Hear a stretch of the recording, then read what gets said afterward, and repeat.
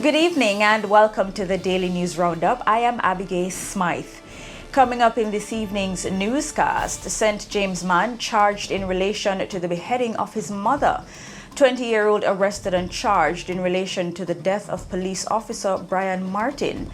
Man accused of murdering former East Portland Member of Parliament absconds bail. Petrojam pushes back at claims by JPS that high electricity bills are as a result of increases in the cost of fuel from the refinery. Chapelton Community Hospital to reopen in December after being closed for years. In business, investors continue looking to Jamaica as a place to do business. In the region, Guyana's poverty rate among the highest in the Latin America and Caribbean region. Further overseas, Canada aims to welcome 465,000 new immigrants in 2023. And in sports, extensive media coverage of Jamaica Premier League, making it more attractive to international talent scouts.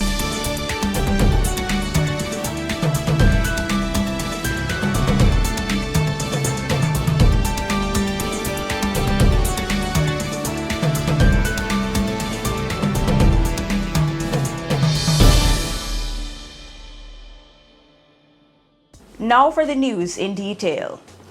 A St. James man has been charged with murder after his mother was found headless with multiple chop wounds to her body at their home in Retirement District. 29-year-old Shemoy Brown, also known as Shem, who is said to be mentally ill, was charged Wednesday afternoon. He gave a caution statement to investigators. According to Granville Police, a 53-year-old caregiver, Michelle Gail Brown, did not turn up for work Monday morning and calls to her cell phone went unanswered. This aroused the suspicion of her colleagues. A report was made to the police Monday afternoon. A police team went to her house, but it was locked. After forcing their way inside, Gail Brown's headless body was discovered with both arms partially severed. Her head was later found in the kitchen wrapped in a towel. A 20-year-old has been arrested and charged in relation to the death of 21-year-old police officer Brian Martin on Saturday, October 15. He is Jermaine Hamilton, otherwise called Alex, of Maxfield Avenue, Kingston 13. Hamilton has been charged with murder, 4 counts of wounding with intent, and illegal possession of firearm. Reports from the Hunts Bay Police are that the constable and the injured persons were at a wake when Hamilton and other men alighted from a motorcar and opened fire at the group. When the shooting subsided, Constable Martin and 3 others were found with gunshot wounds. They were all taken to hospital where Martin was pronounced dead and the others treated and released. Hamilton was apprehended on Monday, October 17, and was later pointed out in an identification parade and charged. His co-accused, Kevin Ruddock, otherwise called Haji, was fatally shot during a confrontation with the police on Friday, October 28. Hamilton's court date is being finalized. Simeon Sutherland, the man accused of murdering former East Portland Member of Parliament Linvale Bloomfield in 2019, absconded bail. He was to stand trial on Wednesday but was a no-show in the Home Circuit Court in downtown Kingston. A bench warrant has since been issued for his arrest. His mother, who stood as his surety, is now behind bars and is to pay the bail bond of $800,000. Sutherland's attorney, King's Counsel Peter Champagne, noted that his client, along with his parents, were at his office just hours before the matter started. Sutherland's mother said they dropped him off at the entrance of the courthouse. However, they noticed that he didn't go in the direction of the courthouse but instead walked away. She said they drove him down and attempted to talk to him, but he didn't stop. Sutherland last appeared physically in court last week Monday and was granted bail at the parish court level on 6 conditions. He is to report to the police station daily, surrender his travel documents, and a stop order is in place against him. He has a daily curfew order between 8 p.m. and 5 a.m. and is not to be seen in the parish of Portland. His attorney, who was irritated by his action, was surprised his client was a no-show. He points out that absconding bail does no good for the justice system. Champagne has noted that he doesn't intend to continue representing Sutherland. Dr. Bloomfield was found dead at his Pasley Gardens home in Portland on February 2, 2019. He was stabbed 28 times. Sutherland was arrested by the police after forensic evidence reportedly linked him to the scene of the crime. He is charged with murder and misprision of felony. Accused mastermind gun smuggler Godfrey Rev Martin has been granted bail. The 51-year-old has been charged with conspiracy to illegally import firearms and conspiracy to illegally import ammunition. Bail was granted in the sum of $5 million when he appeared in the gun court on October 13. He is to return to court in January 2023. The charges against Martin relate to the seizure of 21 guns in a West Kingston warehouse on March 4 this year. Among the weapons were 18 handguns, 3 rifles, and more than 2,000 rounds of ammunition. It's understood the months-long police investigation has produced significant cyber forensic evidence, including audio obtained by the JCF, which reportedly points to his alleged involvement in the crimes. Martin is reputedly a high-ranking member of the Brooklyn, New York-based 90s gang. He is also alleged to hold significant sway over the criminal underworld in sections of central Jamaica and the corporate area. The businessman from Santa Cruz, St. Elizabeth, was arrested in Ochorea, St. Anne on Sunday, August 7 by detectives assigned to the Counterterrorism and Organized Crime Branch, CTOC. He is represented by attorneys Pierre Rogers and Everton Duo.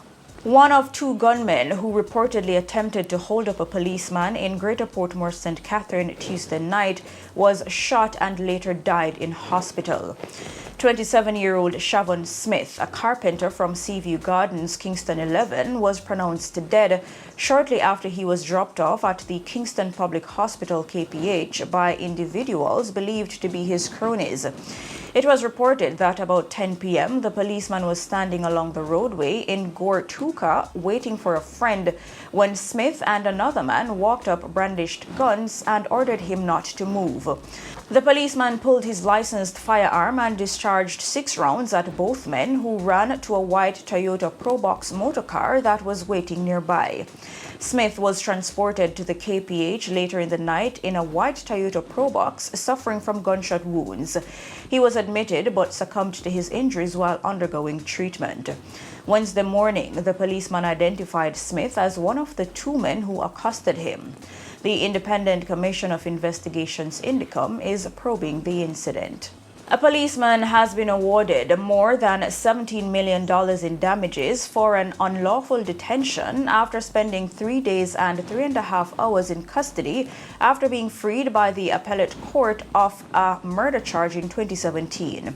The award was made recently after Leonard Lindsay sued the state for malicious prosecution and false imprisonment after being barred from leaving prison despite the appeal court acquitting him of his criminal charge. Lindsay was charged with murder following a shooting incident in 2010. He and his colleague Tyrone Findlay responded to a report of robbery, and during a shootout, 1 man was killed. Lindsay argued at trial that he fired in self-defense, but he was convicted and sentenced to 25 years imprisonment at hard labor. He appealed the conviction and was acquitted on November 17, 2017. However, he was not released from prison until 3 days later on November 20, 2017. Detective Lindsay later sued the state for his false imprisonment, which lasted 3 days and 3 hours, and for malicious prosecution based on the case which was brought against him. He asked the Supreme Court to award exemplary and aggravated damages based on the suffering he endured for the 3 days after his acquittal and the trauma he endured during the court process.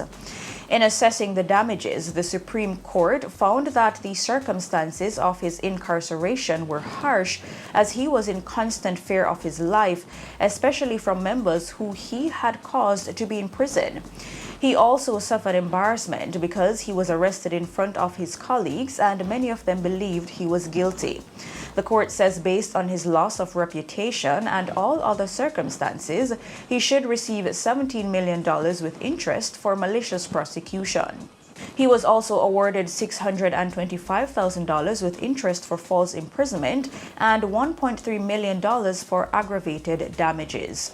Cubans are appearing to use Jamaica as a transit point to Central America in an attempt to illegally gain entry into the United States. National Security Minister Dr. Horace Chang confirms that he is aware of the matter and that the government is seeking to curb the influx. The Mexican border is also a popular corridor for a human smuggling racket involving the illegal migration of hundreds of Jamaicans annually. According to international media reports, the Spanish-speaking Caribbean island has been hit by galloping inflation and one of the worst shortages of food and medicine in decades, with more than 32,000 Cubans arriving at the U.S.-Mexico border in March. In the meantime, immigration officers employed at the Passport, Immigration and Citizenship Agency PICA, who wish to remain anonymous, say hundreds of Cubans have been traveling to the island for the past 3 years to secure passage to Central and North America.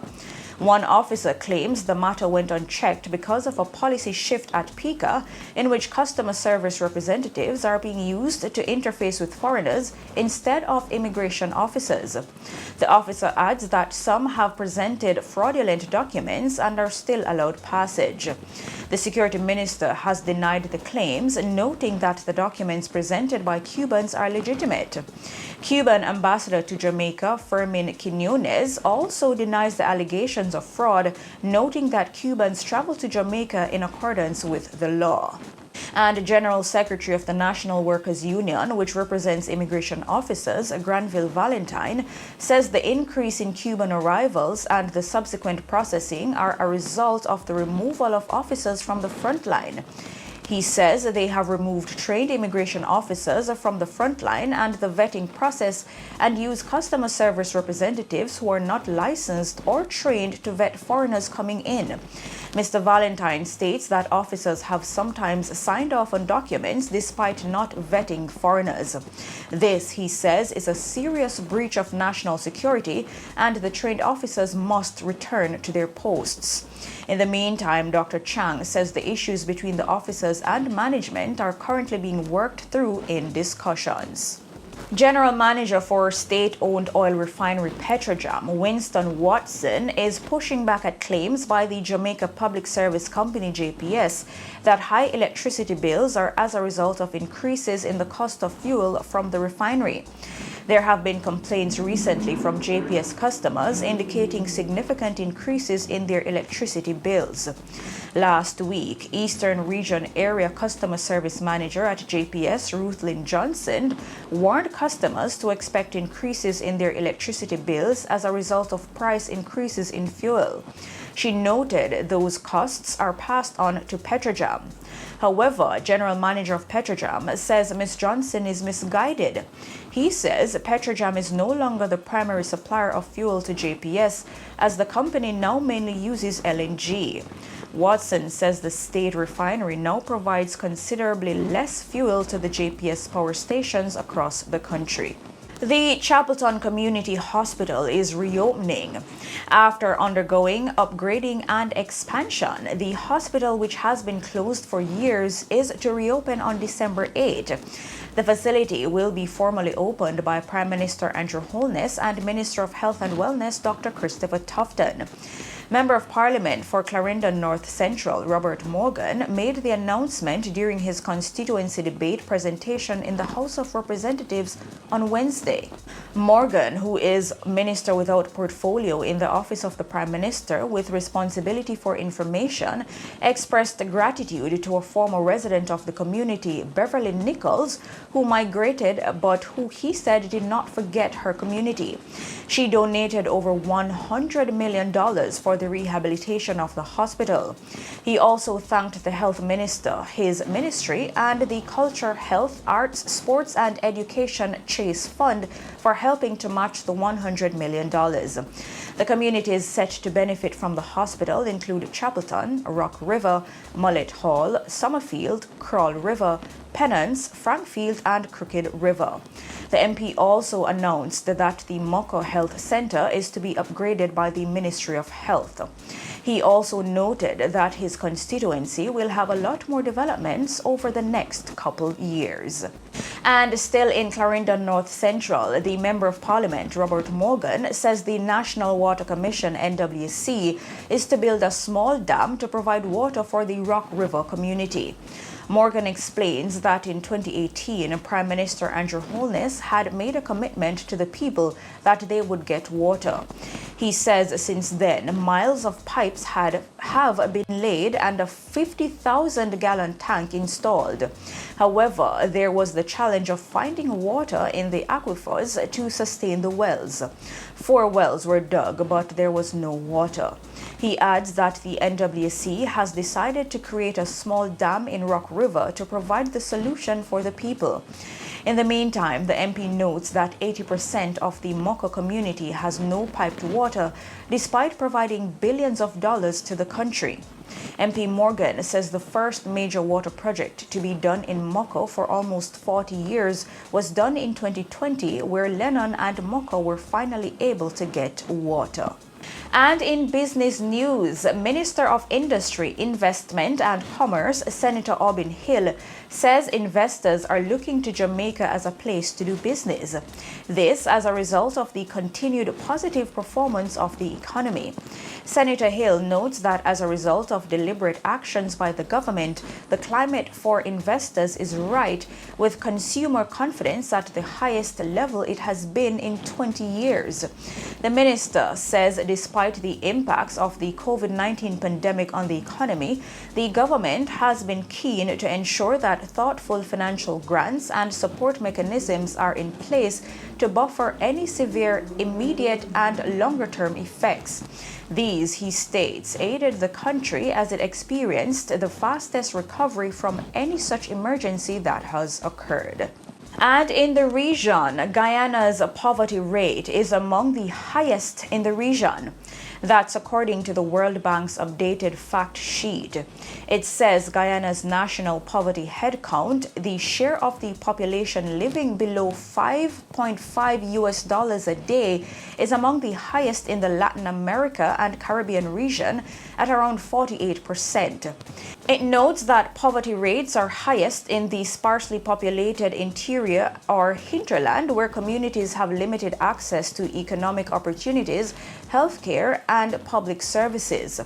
The World Bank states that the country experiences high immigration and brain drain, with 39% of all Guyanese citizens currently residing abroad and roughly half of all Guyanese with a tertiary education having immigrated to the United States.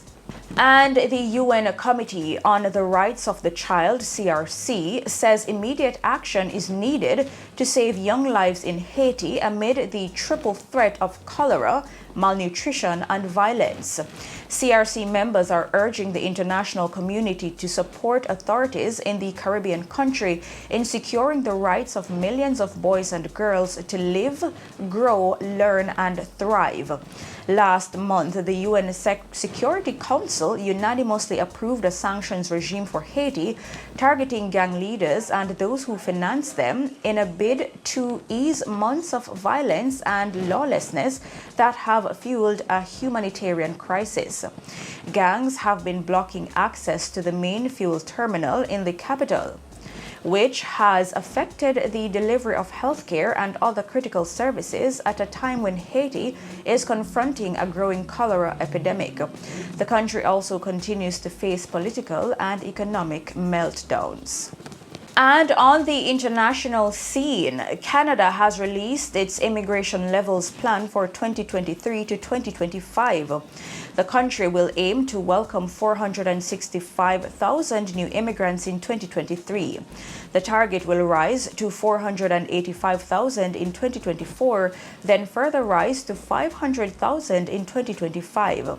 Canada broke its all-time immigration record by welcoming more than 405,000 immigrants immigrants in 2021 and is looking to welcome nearly 432,000 immigrants this year. The Immigration Levels Plan acts as a guide for the number of immigrants Canada aims to welcome each year. Canada's immigration goals include growing the economy, reuniting families, and offering asylum to refugees fleeing hardship abroad. And Russia has agreed to rejoin the wartime agreement that allows Ukrainian grain and other commodities to be shipped to world markets. Russia had suspended its participation in the grain deal over the weekend, citing an alleged drone attack against its Black Sea fleet in Crimea. However, Ukraine did not claim responsibility for the attack. In announcing that Russia would rejoin the Grain Pact, President Vladimir Putin said Moscow had received assurances that Ukraine would not use the humanitarian corridors to attack Russian forces. He warned that Russia reserves the right to withdraw again if Kyiv breaks its word. Ukraine and Russia are major global exporters of wheat, barley, sunflower oil, and other food to developing countries. A loss of those supplies before the grain deal had pushed up global food prices, led to soaring energy costs, and helped throw millions into poverty. And in sports news, Mount Pleasant sporting director Paul Christie says the extensive media coverage of the Jamaica Premier League has made it more attractive to talent scouts from around the world. Since the 2022-2023 season, which kicked off on October 23, Christie says he has been reserving interest in his players from as far as the continents of Africa and Europe. He says they are working to maximize on the advantages of the media coverage to get international exposure for their players. He also commended the works of the directors of the Professional Football of Jamaica Limited, led by Christopher Williams. He believes the league is in the best place it has ever been. And it is a race against the clock to get the Montego Bay Sports Complex in Catherine Hall, St. James ready in time for the international friendly between the Reggae Girls and Paraguay on November 10. Currently, the main concern has to do with the playing surface. The wheels have been put in motion as the Jamaica Football Federation's planning committee met with the stakeholders and agencies in Montego Bay on Tuesday to finalize things ahead of next Thursday's game, which kicks off at 8 p.m. And that's it for the news roundup for today. I am Abigail Smythe. See you next time.